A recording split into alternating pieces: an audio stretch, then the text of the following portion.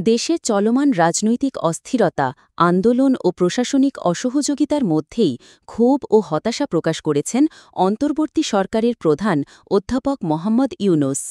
এমনকি তিনি পদত্যাগের কথাও ভাবছেন বলে জানা গেছে। বৃহস্পতিবার উপদেষ্টা পরিষদের নিয়মিত বৈঠকে দেশের সার্বিক পরিস্থিতি নিয়ে অনির্ধারিত আলোচনা হয়।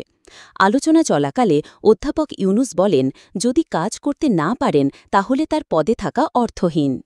তিনি স্পষ্টভাবে তুলে ধরেন, রাজনৈতিক ঐক্যমত্যের অভাব, প্রতিদিনের আন্দোলন ও প্রশাসনের অসহযোগিতা একটি নিরপেক্ষ নির্বাচন আয়োজনকে কঠিন করে তুলছে।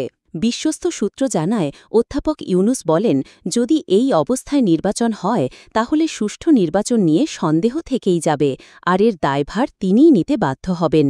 বৈঠক শেষে প্রধান উপদেষ্টার সঙ্গে দেখা করেন জাতীয় নাগরিক পার্টির আহ্বায়ক নাহিদ ইসলাম। বিবিসি বাংলাকে তিনি বলেন, অধ্যাপক ইউনূস পদত্যাগের বিষয়টি গুরুত্ব সহকারে ভাবছেন। নাহিদ ইসলাম বলেন, স্যার বলেছেন, যেভাবে তাকে জিম্মি করা হচ্ছে তিনি তাতে কাজ করতে পারছেন না। তবে তিনি অধ্যাপক ইউনূসকে অনুরোধ করেছেন যেন তিনি পদত্যাগ না করে সব রাজনৈতিক দলকে ঐক্যের পথে আনার চেষ্টা চালিয়ে যান। দেশজুড়ে রাজনৈতিক উত্তেজনার মাঝে অধ্যাপক ইউনূসের এমন বার্তা আগামী দিনের পরিস্থিতিকে আরও জটিল করে তুলতে পারে বলে মনে করছেন বিশ্লেষকরা।